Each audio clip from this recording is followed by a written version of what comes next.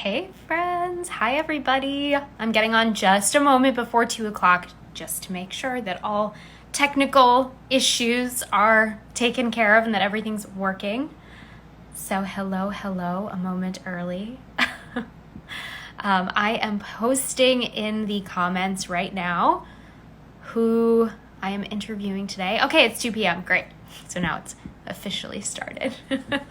So I'm just going to wait a couple minutes for some people to get on and for Marquelle to join me, my guest today. So we'll just wait a moment here. But thank you everybody for coming and happy Friday and congratulations on making it through another insane week of 2020. You did it. Awesome job. I know this year has not been easy for anybody, but I am so happy to be here. Okay, let's see. All right, we're about to invite Marquelle in. Hi, Tiffany. I'm so happy you're here. Okay. All right, we're going to get Marquelle. Just wait a second. Hi, Audrey. Thanks for coming. Hi. Oh my gosh, you look so professional. Look at that background. I'm trying. It's amazing. Thank you. How are you today? Good. I did a workout. Amazing. Yeah, took a shower, got some good breakfast in, and now I'm here. You know, sounds like a good day. Yeah, it's definitely started off great, so. Good. All right, hold on, let me see if I can get this comment box down so I can see your face. Of course. Sorry. Okay, there we go. All right. Awesome. So I'm hearing a little echo on your end. I realize that. This is, because when I shoot in here, and I usually have like a mic attached to me, so there's no echo. Do you have headphones or anything? I do. Grab those, maybe. I'll be right back. Okay.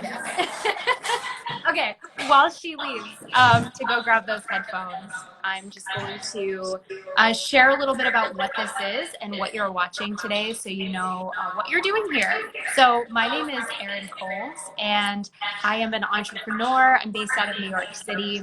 I run a wedding band collective called the Metropolitan Players with my husband. And this series is called Freelancer Live. I grew up in the arts and with a bunch of creatives, and during this whole pandemic, I just noticed so many people were, of course, losing work and having to totally like pivot their lives. And I was just really interested in hearing about just people's stories and hearing about what they were going through and what they were doing. So I started this series called Instagram Live so I could chat with gig workers, freelancers, small business owners, artists, creatives, and just kind of hear their stories. So, okay, yay, you're here. Is that better? Yes, it is so much better. Really? Okay, yes, good. It is. I think I was like hearing myself on your end come back to me. Oh, no. So it's all good, but it solves the problem. Can everyone else hear us okay? Give us a thumbs up or a like. Can you hear me? Comment. Let us know. I can hear you fine, so okay. That's good. All right, we don't have any thumbs up yet, but hopefully soon. Yes. So thank you for being here today. Of course. I'm so excited to see you. I'm so excited to see you. This is awesome. It's funny. I was just thinking today, like, it's really funny because we haven't personally caught up in like ages. I know. But I was like, well, we're both such like ambitious people who just like do 1,000 things, like put way too much in our schedules. Yes. So there's no surprise that's we've just been like, you know, supporting each other on social media. But I was like extra excited to chat with you today. For anybody who, just so you guys know kind of our backstory, is Marquelle and I work together at a company called New York Vocal Coaching and New York Speech Coaching. We both worked at the front desk. That was my first job when I moved to New York. And it was just like, we just became fast friends. And we would like, you know, the two of us were at a desk together. And while everyone was like doing any kind of like lesson in their little office, we would just like chat if we had time and didn't have something to do. And we went through like hilarious, fun, giggly moments to like Yeah. really deep conversations, Yeah. like the whole shebang. And it was awesome. And then she was also part of the Metropolitan Players for a little while, which is the wedding band that Drew and I have together. We just have so many like fun memories from that time. And then she moved to Atlanta, and that's where you are now, right? Yes. Okay, awesome. And so I kind of want to, before I give like your grand introduction, which I don't usually read a full bio, but I'm like totally going to read your bio to everyone because it's fantastic. I would love if you wouldn't mind starting. So essentially, like, I know Marquelle as Kelly, and that's because that's what she went by when we were working together. But her professional name is Marquelle. So if I mess up through this whole thing, that's why. It's okay. It's okay. But you made this incredible post a couple weeks ago about like standing in confidence in your name. I would love for you to start by just saying your full name and what it means, and if you want to, anything about that or behind that. Sure. Well, my name is Marquelle Young, and it means peaceful woman with great strength. And I think I'm still kind of finding that girl woman. Yeah. But yeah, I think in short, it was always a hard name, and I always got made fun of, and people didn't say it right, and it was just kind of a weird mark on me. So I just wanted to cover it and make it easy for everyone else, as we always do. Make it easy for everybody else. Yeah. And yeah, I just was like, you know what? This is my mom named me for a reason, and I need to step into who this woman is supposed to be. So. I love that so much. I was like, I think I like literally cheered out loud at that post when I read it. I love that. It made me so happy. But it's so true. It's just like, you're absolutely right. And I know so many people that have changed or modified their names so that other people feel comfortable. And that's just, it's not you, you know? I mean, it's part of you. It's part of your past. It's part of what people call you in your history and your story, but it's not you. So I think that's really amazing that you're really like taking hold of that. So Thank bravo. you. Awesome. Okay, so like I said before, I don't usually read someone's full bio, but like I have to. So as I think some of you guys know who are here today, my background is in the arts. It's in music and theater and all of that stuff. And so I think especially in that realm of things, like just getting a feel for what somebody has done is really amazing. And what's awesome about you is that you have done like 1,000 things and are still doing 1,000 things and are like not just doing them, but excelling in all of those things. So I want everybody to know what you're up to. So I literally have it printed out. I'm going to read it. Okay. So everyone sit tight. It's a little tiny story time. Gosh. Okay, so with over a decade of experience in the film and theater industry, both in front of and behind the camera, Marquelle Young has worked as an actor, producer, director, and first AD in film, having trained at the New York Conservatory for Dramatic Arts and various professionals over the years, including the likes of Tony-winning director Kenny Leon and Emmy-winning director Mary Lou Belli, to name a few. She is an experienced producer and line producer, having worked in digital content with iOne Digital and various nonprofits, as well as commercials and music videos, clients including Verizon, Motown Records, and AT&T. As an award-winning narrative short film director and producer, she has spent the past year directing and producing 4 short films, including The 9-Month Mother, Mima Changes, Celestial, and an award-winning music video entitled Moving On. P.S. Quick break. I watched like all of your videos on your website over the past few days, and they're all amazing. Like you have to go check them out, everybody. So this work has afforded her an opportunity to connect with and hire talented and good-spirited crew members and vendors, providing them with greater work opportunities in the Atlanta area and nationwide. She's committed to spreading empathy through film and storytelling. And also on her website, she has 7 separate resumes, which is incredible. For acting, producing, directing, film, photo, voice, and dance. It's like amazing. So Marquelle, tell us a little bit about how you, like just the story of you and how you got from like little you doing whatever you did when you were young to like all of the things that you're doing right now. Oh my gosh. Sorry. Hearing that is like so weird. I've never read that like out loud. So I'm like, wow. Well, there you go. I mean, it sounds amazing. You're so accomplished. Oh man. Yeah, I guess it kind of all started in the living room, I guess, as most people. My parents kind of got tired of me demanding that I put shows on for them. So my mother was a dancer, and so she was like, dance time. Yeah. Because I was choreographing and like doing my own shows, and so she was like, all right, let's make this happen. It's funny though, because I didn't want to.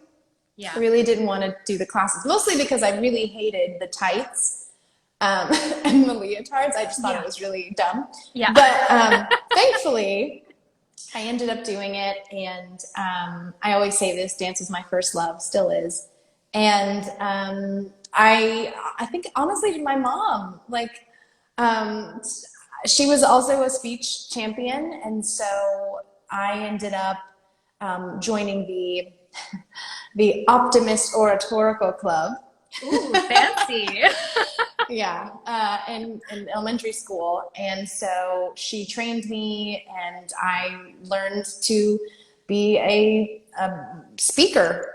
And I did speech competitions for several years. I am still the youngest to ever win nationals. I was in 4th grade, and no, I was in 5th grade. Yeah, I was in 5th grade, and I it was funny though, because I was the first 4th grader to ever get to nationals, and I lost to a high school senior, and I was so sad.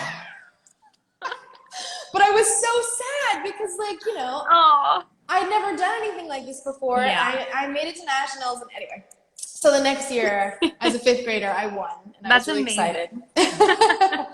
So then that just kind of got me into acting somehow. I don't remember. I think I had to do a speech for something, and someone was like, put her in an acting class or something.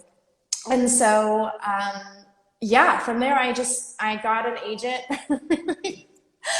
And I ended up auditioning around, and Kenny Leon picked me up, and I just trained with them, with True Colors Theater, which is still active and still amazing. Please look for them and support them. They're amazing and incredible people, and they've made me also the person I am today. The work ethic that they did, and the way they pushed young artists like myself, and Chloe and Halle Bailey, you may know them. It's amazing. Yeah, they really treated us like adults, and in a good way. And from there, I just was like, I want to be in this. I loved doing a speech, and it wasn't like the applause that I liked. It was when people told me what it made them feel or how it inspired them, and I was like, that's awesome. I want to keep doing that. I love that. Yeah. So then I ended up going to school for acting, and in acting school, I realized I should have gone to school for directing. I was constant. For, right? Yeah. To find out what you don't want to do. I mean, I loved it, but I was constantly the person that was like, oh, okay, let's put the camera here, or and everyone was like, you should probably direct. And yeah, after school, I ended up kind of doing a lot of indie, NYU films, and I listened. I was on set, and I just kind of would listen to people and their problems, and not like an irresponsible actor, but I would speak up and say, what about this? And then eventually they just were asking me for help. Yeah. That's awesome. Yeah. And so then I was like, all right, well, I guess I'm a type A person anyway. Producer fits me perfectly. And then I just kind of got to expand and do more, and realize that there's so much power in it, and that I could produce my own work, and I've made a lot of mistakes, and I've learned a lot from them. Yeah. And now I'm here. Yay! Yay! And I'm so happy you're here. I mean, that's amazing. And for anybody who is just hearing and meeting Marquelle for the first time, I would definitely suggest checking out her website for sure. Like so many of her works are on there, and she has such an incredible eye. And you've also performed in a lot of the things that you've directed and produced as well, right? Yeah. What is that like doing all of that in one full project? I mean, I can almost imagine it must feel a little overwhelming. It is, but I think when you're, I don't want to say like when you're meant to do it. I mean, I think it's just that I have a lot of opinions. Yeah. So and especially if it's something, if it's mine, I know it almost makes it easier because I know what I want the lighting to look like. I know where I want the camera to point, and I know how the words need to be said. Yeah. I do like when I'm just directing or when I'm just producing. It is a little bit less of a load. But the more that I do like directing, producing, and acting, the easier it gets every single time. And also you get more confident in what you're doing, and then hopefully you realize it's better to have certain people on your crew. And so it just becomes a really great team, and we're all working together, and it becomes a really awesome thing. So yeah, I love it. Yeah, that's awesome. I mean, I'm the same way in my business, I think, because sometimes I'm just like, oh, I just know exactly how I want it done, so I'm just going to do it. Yeah. Not always the best decision, but sometimes it works out in your favor. So what exactly, like, I know you were here in New York for, of course, a period of time. You came here for school, is that right? Yeah. Mm-hmm. Okay. What brought you back to Atlanta? Yeah, so I used to go to a theater company when I was younger, also called the Atlanta Workshop Players, and they're a nonprofit, and they needed teachers and assistants. And so I was like, go back to Atlanta with a theater job, teaching, producing, and understanding the workings of a nonprofit. I thought would be great. And also my mom missed me.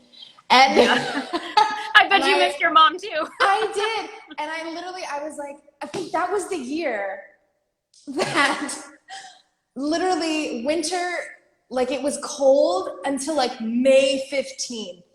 And I was like, I can't do this anymore. You were like, I'm out of here. I can't. I love New York, I do, but I thrive on sun. So I had to. Fair enough. It was perfect. Fair enough. And I know that, like, especially even since you've moved, I think that always, because of like mostly tax purposes and whatnot and space, that it's been a huge hub for filmmaking. Oh yeah. Have you found that that's like grown and also created more opportunities for you while you've been there?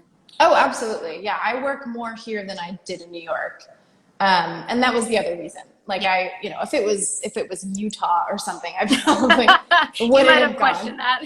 Yeah, but it's home. I was going with a job in theater, which I wanted, and they also do film work. And then I was going to be in Yollywood, as they say.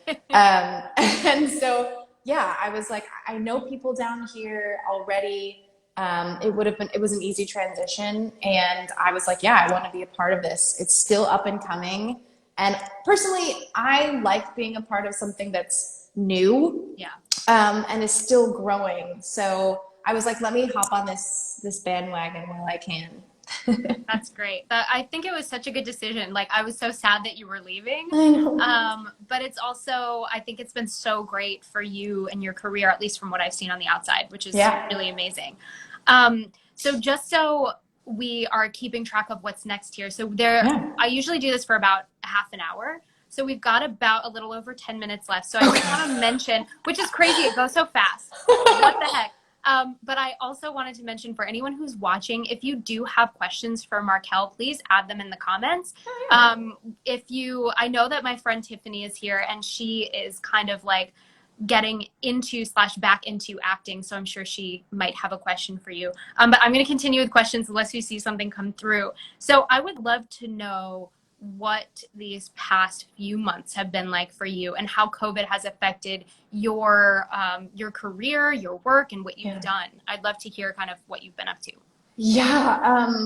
Well, when this all started, it was really obviously very crazy. Everyone was freaking out, obviously. And the film industry is still not really sure what's going to happen. Yeah. Thankfully, we've been able to work around some things. There's a lot of stuff where I've been able to do pre-production on, and just makes us more ready when we go into production. And then the things that I have shot, there's like Georgia COVID protocol that we go and we make sure we have a really small team and that we are always social distancing, masks, all the good stuff. Sorry, my dog is barking. It's okay. And honestly, I think when COVID first started, I personally had a little bit of a freak out moment because I thrive on movement, as I'm sure you also do. Yeah. Going, and then all of a sudden I had to not go anywhere. And even though I was still working, it wasn't the same, and I was like, oh, what am I going to do? So I actually took a lot of time to try and not do a lot. Yeah. Which is so hard for a person like you, like so hard. And for me. I mean, yeah. I was like, why is this so difficult? But it actually gave me an opportunity. Like I said, I've done a lot of work for other people, and my friend had been kind of like nudging at me like, hey, you need to focus more on doing things for yourself. And I had done Moving On, and that was really awesome. But there are a lot of projects and things that I want to do for me and get me kind of back in the game. And so I was able to kind of pivot in that direction and take a writing class and really get back into my writing and connect with more production companies. I'm now working with, they're called Suck My Chick. Which is awesome. They reposted your story yesterday and I looked them up. They look amazing. So what are you doing there? Awesome. It's a full female crew, a production company based out of New York. Woo-woo. And I ended up producing some work for them that was in Atlanta, and it was a friend of mine. And so she had this company, and they're now they've expanded to San Francisco, and I think also Brazil. And so now I was like, hey, let's get this party started. Yeah. So I'm officially the head of their production team in Atlanta. Congratulations. So, that's amazing. Thank you. So some good stuff has come out of this time. Yes, absolutely. It was totally unexpected. Yes. That's awesome. And I feel like, you know, what's interesting is I've talked to a lot of people who are very similar to us in the fact that we're type A. We like work all the time. We really just like don't feel right unless we're going. Yeah. And I think something really great about this time has been needing to force ourselves to take that time and take that space. Yeah. Because I think we kind of, as creatives and type A people, it's like easy for us to just like get on a hamster wheel and forget to like take a break for creativity or to like look for new opportunities. So I love that you sort of like took that time that you needed to really just like, wait a second, recenter, like get your bearings about what was happening and what your new life was going to look like. Yeah. But then also like kind of take the bull by the horns and really like do something with it and get a new opportunity out of it. Like that's amazing. That's so cool. And I wouldn't have thought about it if I was still, because I would have been doing a lot of other things. And actually I will say, because I think this is important. I don't know how many people are watching, but I was like super depressed for a minute. It's like at the very beginning of this, because I didn't know what was going on, and stopping like movement like that was really jarring for me. And I really did have to like take a second. Like there were days I couldn't get out of bed. I was like, I don't know what's going on. This has never happened to me. I've never experienced that in my life. And I like just went out in nature, and James and I, we love to hike, and we used to always hike and get away in New York. And so we were like, that's it. We would just go on a hike in the North Georgia mountains like every day, and centering up with nature, and just being out in the world and realizing there's so many things that are bigger than you. That really helped me get back to where, or not even get back, just kind of start anew. So yeah. Yeah. I mean, I'm so glad you said that, and I agree that it's important to talk about that stuff. Because again, people like us and someone like you who's very outwardly positive and just like, no matter what's going on in your life, your tendency is to be like, I'm just going to make someone else's day brighter. Right. And yeah. And so it's always like, which I so admire about you and have always loved about you. Thank you. But it's also very difficult to continue that facade, especially when something so just like unprecedented has just changed your life completely, and all that stuff that gave you the energy to be able to be that person for others was all of a sudden just like gone, taken away. Yeah. So I think you're so right, and I'm glad that you said that. It's just so important to remember that like it's okay to feel those feelings, and it's okay to feel sad and depressed and anxious, and to give yourself the time you need just to take a back seat until you can sort of find a new way to get that energy and to keep going. Yeah. So thank you for sharing. I appreciate that. Of course. So I would love to know, I have a couple more questions for you. Once again, if you are still here and have questions, please feel free to ask us. But I'd love to know, given pretend we're in semi-normal times, given all of the facets of your life and what you do, all of those 7 resumes that you have and continue to work on, how do you manage all of the facets of that and like kind of making them fit all into the puzzle piece of what you do? I would love to tell you I have figured it out. I've not figured it out. I don't think anyone ever does, right? No, I mean, yeah, that's life, I feel like now I'm actually doing a better job juggling it all because I'm not going anywhere. Yeah.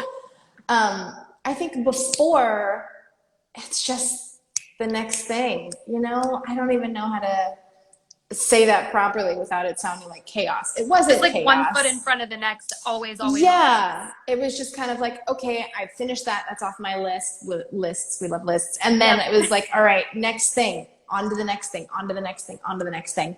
And I was taking on other things at the same time. But I still even like now when I'm like, oh, I have time to do nothing, I'm like, what is life? And then I'm like, all right, it's cool, don't freak out. Yeah, I can't say that I had a way of managing it. It was just, all right, got to do the next thing. If anything, lists, I will say, lists are really great. A calendar has been a lifesaver for me. Yes. I think for a long time, I actually didn't use a calendar. And then I was like, all right, stop being cool. Like use a calendar. So you need to get on that train. Yeah. Oh yeah. It's so helpful. And my kind of like semi-last question before we wrap up is just if you have any advice for anybody who's really trying to break into any one of these fields. Now, I know you're in so many different ones, and there's probably a slightly different answer for each one, but like just in general, what are some of the major components that you've found most important for you to be able to find so much success in these fields? I think know what you want. And I think like for me, know what you want and don't be afraid to go after it. That sounds so cheesy, but I think sometimes we don't realize the subliminal things we say in our heads. And I remember like a moment when I specifically was like, oh, I'm not giving myself permission and I need to do that. Yeah. So I think a lot of time it's like, just like give yourself permission. You are allowed to speak up as a woman when you are directing. Yep. It's your project. Don't apologize for people. I mean, if you make a mistake, but like, don't feel like you have to apologize. Yeah. You don't have to make everyone happy. I think the biggest thing is if you want to do it, research, educate yourself as much as you can. Reach out to other people that have done what you do. you're welcome to reach out to me. I'm not the end all be all, but you are welcome to get advice from other people. And some people are into it and some people aren't, but hopefully you can find that person. I did that the other day. I was like wanting to know a little bit more in-depth things about line producing, and I reached out to a couple of people and someone got back to me and we had an incredible conversation. That's awesome. And I learned so much. Yeah. So it's like, find those people, reach out. You don't have to do it alone. Educate yourself and keep going. Yeah, that's so smart. And I think too, I'm not entirely in this world right now, but I have a lot of friends who are. And I think one of the biggest things that I found is like, you're going to get 1,000 no's. I mean, you're going to get 1,000 no's no matter what industry you're in, but especially in the arts, you're going to not hear back from people. You're going to go to an audition. You're going to hear no, 1,000 million times. But the thing is, like you were saying, like reach out to people and just put yourself out there, know what you want, reach out to the right folks, because I think that just by keeping on that track and not letting yourself get discouraged by any no's that you hear, you're gonna eventually come across somebody who's gonna help you. You're gonna eventually come across the right person. You don't know ever who that's going to be ahead of time. And it might surprise you, but it's also like if you get too down on yourself that something's not working, if you stop, like wrong way to go. You got to just like keep plugging along and find those support circles that you can to keep you motivated. And actually, I'll say really fast, because you touched on something that's really interesting and important to me, because I'm working on a documentary, a short documentary about Southeast actors and kind of being in Atlanta right now and kind of what's happening. Yeah. And I've basically interviewed a lot of Atlanta casting directors. And it was interesting because one of them said, it's not that we're saying no, it's just a not yet. Yeah. And I think that's that really changes the way you think about it. It's not that we're saying no to you, it's just not for this project. There's something else that's going to be there for you.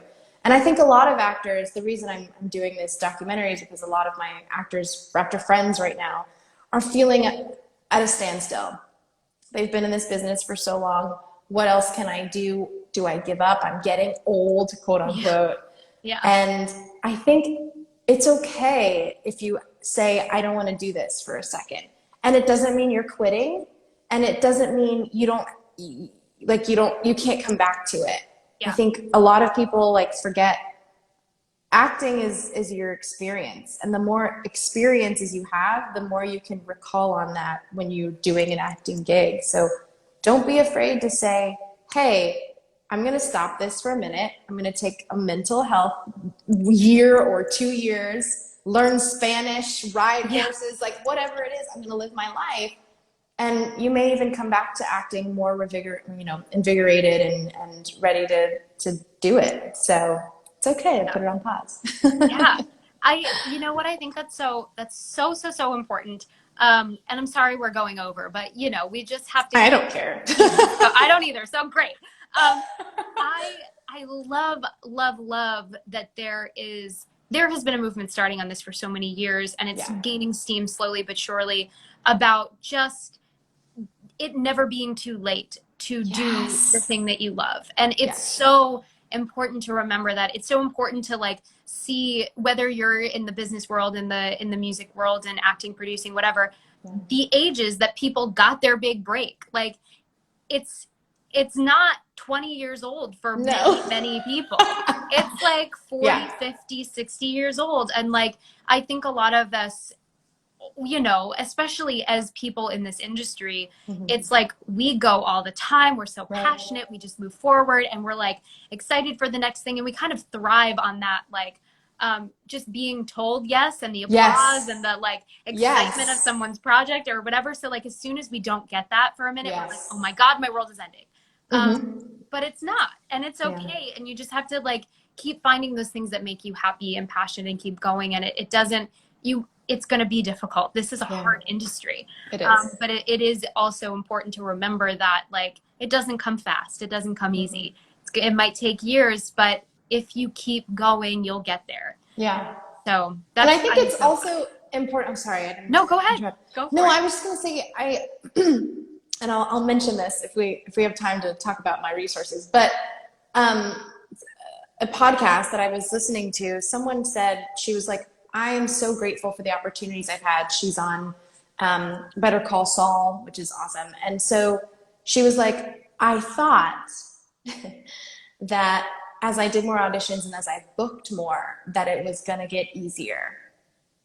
It did not. No. She was like, if anything, it got harder, but also this is the job. This is it.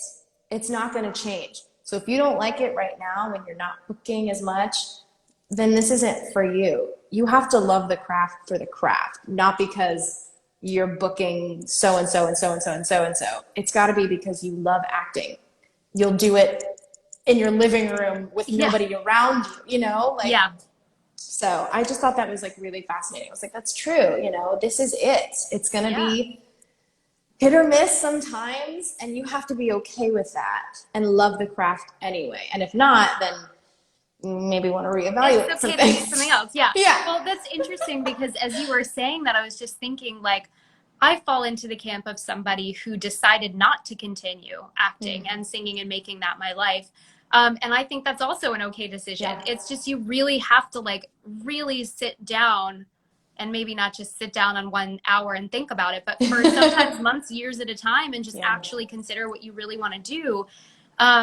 And it's not that I don't love performing or I don't love music and the arts and everything that comes along with it. It's just that like I personally understood and knew that I could not live the life of like hustling like that. Mm-hmm. Like I still hustle, but just in a different way. Right. Like I couldn't live the life of like running to auditions and doing the tapes and learning the monologues and like that just wasn't the life that I personally wanted. And it was so hard for me to make that decision when I did, because it was like, had been my life from that point on. But once I did and found what I really loved and found that I still could be involved in the arts, but be more on the business side of it, it just lit me up. And so it's also okay, like for you to decide not to do it anymore. Yes. So either way is okay. It is. It honestly is. Like, and especially because for you, like you're still in this business. Like, oh, I love, like you're around music all of the time. It's incredible. It still feeds your soul, you know? So there's so many options for people. And I think people think, well, I'm giving up, or it's like, no. You can still be a part of this business. You don't have to be a star, quote unquote. Yeah, exactly. But, and hopefully, I mean, our hope too is like making enough money that we can give back to arts organizations that were so important to us growing up or are so important for the future of the arts. So like any way that, if this is important to you, any way that you can be involved is exciting, right? Yes, I agree. But also if you want to decide to act and produce and direct and all of that stuff, it's gonna be hard. It's gonna be hard. It's gonna be really hard. So we had a question from somebody who asked if you would be open to potentially having a conversation with them or mentoring them in some capacity. You don't have to answer now, but if you are, I mean, what I'm going to do at the end of this, after I do ask you about resources, because I do want to know, is I'm going to ask where people can like find, follow, and contact you. So if you're open to that, just mention that at the end, and I can also let you know exactly who, that way you can get in touch with them directly. But before we close off, let me actually ask you for that. Like, what are some podcasts, movies, books, resources, anything like that, that are either extremely helpful for you in your career in general, or have really helped you get through this time the past few months? Yes. So I have so many. Okay, amazing. So if anybody is listening, pencil and paper, because seriously, if you're listening, please. So, okay. First of all, podcasts. Oh my gosh. Audrey Helps Actors is the one podcast that I was talking about. She currently, I think is currently on Better Call Saul, and she has been in this acting game for so long, and she basically interviews other actors. They're amazing. I won't get into it, but go check it out. Also, The Director's Cut, which is a DGA podcast, which is amazing. They literally interview so many different directors, from people that directed Invisible Man to like Harry Potter, and like it's a ton of different directors. So literally getting their insight as to what happened during the film, and it's just really cool. Also, Microbudget Indie Filmmakers Podcast. That sounds really specific and amazing. It is very specific, and it is great, and it's awesome for anyone who's interested in producing and directing and potentially writing their own stuff. It's actually an awesome friend of mine, Zaina Thyris. It's her podcast, and we've worked together several times, and her goal is to do many, many, many budgets with incredible films, and she does it so well. I love working with her. Wow, amazing. Yes, and last but not least, Dissect. This is actually a couple of things. It's a podcast, but also music. It's by Cole Kushna, and basically he goes through different albums and dissects lyrics of the albums. Yeah. So his first season, it's amazing. His first season was with Kendrick Lamar, but his second season is with Beyonce's Lemonade. Okay. And not only does he go through like her lyrics, he goes through the images and like the directing of it. And I've learned so much. It's just been incredible. And also I love Beyonce. So yeah, I mean, that sounds amazing. Yeah. What a cool thing to be able to like get into someone's brain to that level of like how they view how something is put together. That's amazing. It's incredible. Also at this point, I'm like, as I've been listening to it, I'm like, Lemonade needs a freaking Oscar or something. Yeah. Yes. All the awards. Yeah, all of the awards. And then books, I would say, I'm reading right now Directors Tell the Story, which is a great book. Mary Lou Belli is one of the authors. I grew up with her, so that was really cool. And a lot of directors that I know actually abide by this book, which is amazing, and she's amazing. Filmmakers and Financing, if you're wanting to learn about the business side of filmmaking, which you should know, it is a lot, but it's really, really good to just know about. For all of my actors, Sanford Meisner on acting is the Meisner technique, and it's also what I use in my acting. And not just for education necessarily, but for your health. There's a book called The War of Art, and it is one of my favorite books in life. It is for all artists. If you wake up and you're like, I want to do this, I want to be an actor, I want to be a painter, I want to be any type of artist, that book is for you. It kicks your butt. It tells you about things that are challenging you in your life, and it's really just like an incredible like mental type book. I don't even know how to explain it completely. And I think you actually got this book for me. I think you did, or maybe I got it because I knew you had it. How to Win Friends and Influence People. Oh yeah, okay. I think you had it, and I was reading it when I worked at New York That's City. what it, yes. Yeah, so that's probably why. That book has honestly helped me with a lot of my production teams when I'm running or when I'm directing. Just being a leader and being a good person. I think that book has like changed my life. So yeah. That's amazing. I mean, you are so prepared with those resources. I should not have expected anything less of you. That is amazing. I had to. I'm so happy for those. So for anybody who was listening and didn't have a pen and paper, I wrote everything down. So after this is done, I will be putting this whole live in my IGTV. So you can watch it over. And I'll also make sure that I list all of her resources in the comments so that if you do want to check back and find any of them, you can feel free to do so. So it's time for us to kind of close down. Is there anything else that you want to leave people with before we head off for the day? I would say if you are an actor, act. If you are a producer, produce. If you're a director, direct. Make your own work. At this point, even with casting directors, they were like, make your own stuff. No matter how small it is, how big it is, make it and put it out there and be proud of your work. Even if it's not as great as you wanted it to be, you'll be happy with yourself that you even did it. So do it and be proud of it, and then learn from it and do better the next time. That's amazing advice. And where can people find and follow and contact you? Yes. So I'm Marquelle Young, or K Young 1024. on Instagram. And you can check out my website, markelleyoung.com. Yes.